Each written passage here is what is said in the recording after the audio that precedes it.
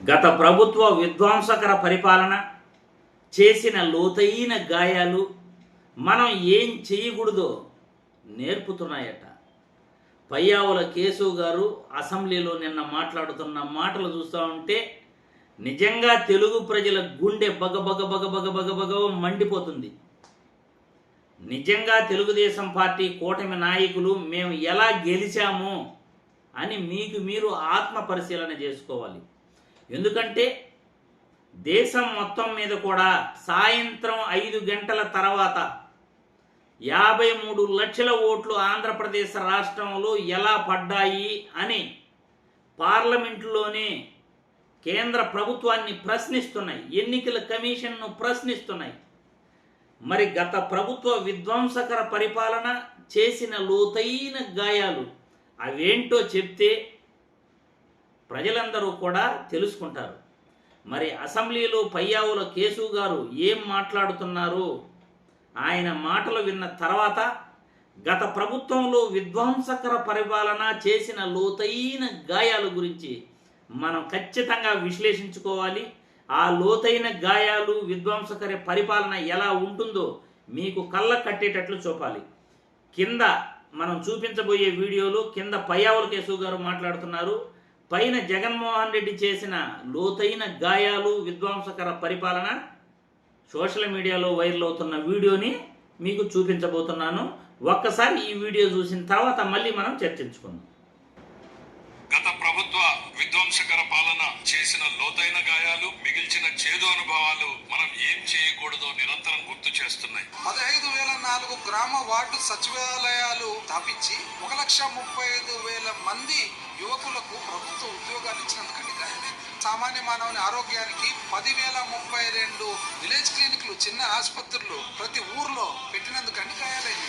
10,778 రైతు భరోసా కేంద్రాలు పెట్టి రైతులందరికీ కూడా మందులు కానీ ఎరువులు కానీ సేకరణ కానీ చేసినందుకండి గాయాలైంది.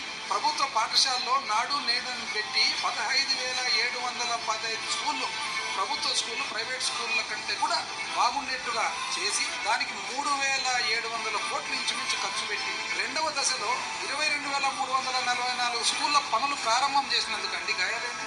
నాడు నేడులో 16,880 ఆసుపత్రులు అద్భుతంగా ప్రైవేట్ ఆసుపత్రుల మాదిరి తయారు చేసినందుకండి విధ్వంసం జరిగినది. 17 మెడికల్ కాలేజీలు, కొత్త మెడికల్ కాలేజీలు కడితే దానికోసం అండి విధ్వంసం జరిగినది. 4 కోట్లు, 10 హార్బర్లు, షిప్పింగ్ హార్బర్లు, 6 ఫిష్ ల్యాండింగ్ సెంటర్లు, దానివల్ల అండి విధ్వంసం జరిగినది. అమ్మఒడి అని పెట్టి 44 లక్షల ఇంచుమించు 49,000 మంది తల్లులకు ఇంచుమించు 26,067 కోట్లు లబ్ధి చేకూర్చినందుకండి గాయం జరిగినది. రైతు భరోసా కింద 53,58,000 మంది రైతులకు ఇంచుమించు 34,300 కోట్లు ఆర్థిక సాయం అందించినందుకండి గాయం జరిగింది. ఉచిత పంటల బీమాను పెట్టి 54,55,000 మంది రైతులకు ఇంచుమించు 7,800 కోట్లు ఖర్చు పెట్టి ఇన్సూరెన్స్ ప్రభుత్వమే రైతు తరఫున కట్టినందుకండి గాయం జరిగింది. సున్నా వడ్డీ పంట రుణాల కింద 84,66,000 మంది రైతులకు ఇంచుమించు 2,051 కోట్లు వడ్డీ కూడా ప్రభుత్వం రైతు తరఫున కట్టినందుకండి గాయం జరిగింది. ధరల స్థిరీకరణ నిధి కింద 7,800 కోట్లు రైతుకు సహాయపడేదానికి ప్రభుత్వం ఖర్చు చేసినందుకండి విధ్వంసం జరిగింది. వైఎస్ఆర్ ఆసరా కింద పొదుపు అక్క చెల్లెమ్మలందరికీ కూడా 79 లక్షల మంది పొదుపు అక్క చెల్లెమ్మలకందరూ కూడా 25,600 కోట్లు ఇంచుమించు అంటే ఒక్కొక్క అక్క చెల్లెమ్మకు ₹1,00,000 పైన సహాయం ఇచ్చినందుకండి సాయం జరిగింది. సున్నా వడ్డీ కింద మహిళలందరికీ కూడా 1,05,13,500 మందికి ఇంచుమించు దాదాపు 5,000 కోట్లు వడ్డీ అక్క చెల్లెమ్మల తరఫున ప్రభుత్వం కట్టినందుకండి విధ్వంసం జరిగింది. వైఎస్ఆర్ చేయూత కింద 27 లక్షల మంది అక్క చెల్లెమ్మలకు దాదాపు 19,200 కోట్లు వాళ్ళు ఆదాయ వనరులు పెంచేదానికి సహాయం చేసినందుకండి న్యాయం జరిగింది. కాపు నేస్తం కింద 3,58,000 మంది కాపు సోదరులకు దాదాపు 2,030 కోట్లు సహాయం. ఈబీసీ నేస్తం కింద ఇతర కులాలందరూ కూడా 4,95,000 మంది అక్క చెల్లెమ్మలకు ఇంచుమించు 19,000 కోట్ల సహాయము అందుకనేనండి గాయం జరిగింది. వైఎస్ఆర్ కళ్యాణం వస్తు షాదీ తోఫా అని ఇంచుమించు 56,000 మందికి దాదాపు 450 కోట్లు విధ్వంసం. 30 లక్షల ఇండ్ల పట్టాలు ఇల్లు లేని వాళ్ళకి ఇవ్వడము, 20 లక్షల ఇల్లు కట్టియడము, దీనివల్ల విధ్వంసం జరిగింది. ఉద్యోగస్తులకు IR 27% అందుకనేనండి విధ్వంసం జరిగింది. కోవిడ్ సంక్షోభంలో భారతదేశంలోనే 1వ 2వ స్థానంలో నిలిచింది ఆంధ్రప్రదేశ్ రాష్ట్రం జగన్మోహన్ రెడ్డి గారు ముఖ్యమంత్రిగా ఉండగా. అందుకనేనండి విధ్వంసం జరిగింది. పోలవరం ప్రాజెక్టు మీరు వదిలిపెట్టేస్తే మీ చేత కాకుండా ఉంటే మళ్ళీ రూట్లోకి తీసుకొచ్చి ఇంచుమించు 13,000 కోట్లు తెచ్చి ఈ రోజు రేట్లకు ఈ రోజు బ్యాంక్ అప్పు కాకుండా బడ్జెట్ లో నుంచి వచ్చేదానికి మేము ఏర్పాటు చేసినాం. ఎందుకండి విధ్వంసం? వెలుగొండ సొరంగం చేసినందుకండి విధ్వంసము, నెల్లూరు సంగం బ్యారేజ్ పూర్తి చేసినందుకు ఆ విధ్వంసము, ఔక టన్నల్ పూర్తి చేసినందుకు ఆ విధ్వంసము, పోతిరెడ్డి పాపైన రాయలసీమ ప్రాంతానికి నీళ్లు తేవడమా విధ్వంసము, గండికోట చిత్రావతి మురిచింతల ప్రాజెక్టులకు పూర్తి స్థాయి R&R చేయడమా విధ్వంసము, చివరకు కుప్పంకు కూడా నీళ్ళు ఇచ్చినాం కదండి.